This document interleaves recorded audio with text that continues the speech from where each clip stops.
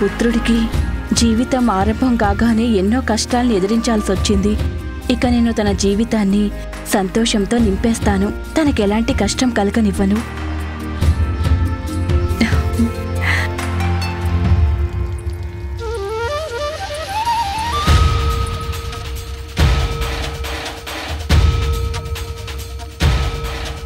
ఎలా అంటే ఎడారిలో వాన కురిసినట్లుగా నువ్వు నా జీవితంలో మాతృత్వపు మమకారం, వాత్సల్యాలను కురిపించేలా చేశావు పుత్రా. తన సంతానాన్ని సుఖ సంతోషాలతో పెంచడంలోనే మాతృత్వానికి ధన్యత చేకూరుతుంది.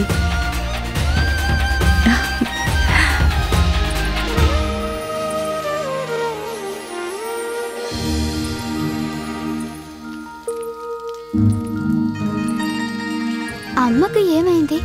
నన్ను చూసి మనసులోనే ఏదో తలుచుకొని నవ్వుకుంటున్నారు.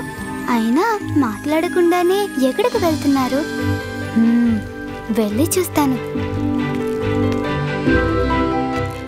శ్రీ గణనాథుని దివ్య చరితాన్ని తెలిపే గొప్ప దృశ్య కావ్యం జై గణేశ.